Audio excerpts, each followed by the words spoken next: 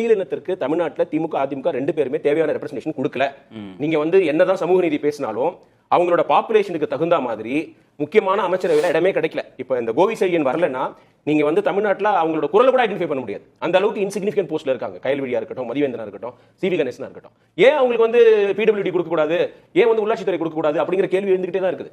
But அந்த சூழ்நிலையில இவர் கேட்கலாம், கூட்டணி ஆட்சி கொடுங்க, நீங்க எங்களுக்கு தான் அந்த ஹெல்பிங் ஹேண்ட் தேவைப்படுது, நாங்க அதிகாரத்தில் இல்லவே இல்லை, அதிகாரத்தில் வரவே இல்லை, அம்பேத்கர் சொன்ன அதிகாரம் எங்களுக்கு கிடைக்கவே இல்லை தமிழ்நாட்டில், நான் முதலமைச்சர் ஆகிறதுக்கு வாய்ப்பேன்னு திருமாவளவனே சொல்லியிருக்காரு. அவருக்கு தகுதி இருந்தாலும் அவர் வர முடியாதுங்கிறது ரியாலிட்டி. ஆனா ஒரு அமைச்சரவையில சேரலாமே, நல்ல பவர்ஃபுல் மினிஸ்ட்ரிஸை பெறலாமே. இப்ப திமுக அது கிடைக்காத, தலித் மக்கள் கிடைக்காத அந்த ரெப்ரசன்டேஷன் இவரே கூட மினிஸ்டர் ஆகலாம், திருமாவளவனே கூட எம்எல்ஏ ஆகி மினிஸ்டர் ஆகலாம், அது கூட வாய்ப்பு இருக்கு.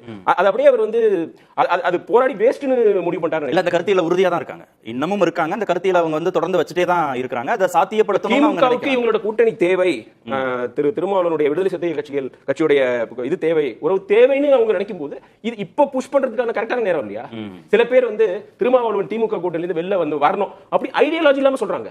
தலித் எம்பவர்மெண்ட் பத்தி கவலைப்படாம திமுக தோக்கணுங்கிற ஒற்றை நோக்கத்தை சொல்ற அந்த ஆங்கிள் நான் சொல்ல. இந்த கூட்டணி பலவீனம் அடையணும்னு நினைச்சு திமுகவை எப்படியாவது இருக்கணும், எப்படியாவது தோக்கடிக்கணும்னு நினைக்கிறவங்க சொல்ற பாயிண்ட் ஆஃப் வியூ நான் சொல்ல, தலித் எம்பவர்மெண்ட் வியூ பாயிண்ட்ல சொல்றேன். ஆனா ஆஃப் லேட் திருமாவளவனே திமுகவுக்கு திமுக காரங்களோட அதிகமா ஆதரவு தெரிவிச்சு பேசுறாரு. நீங்க ஒவ்வொரு விஷயமா எடுத்து பாருங்க. விஜய் பத்தி திமுக அதிகமா பேசல, இவர் தான் நடிகர்கள் உடனே ஆட்சி பிடிக்கணும்னு நினைக்கிறாங்கன்னு சொல்றாரு. இவரே மக்கள் நல கூட்டணியில விஜயகாந்தோட கூட்டணி வச்சாரு. அதுவே எவ்வளவு பெரிய பிளண்டர், அதுவே திமுக தோக்கிறதுக்கு காரணமா இருந்தது. அந்த வரலாற்றையும் திரும்பி பார்க்கணும். அப்புறம் திருப்பி கோபி நாயனார் ஒரு வேலிட் பாயிண்ட் சொன்னாரு.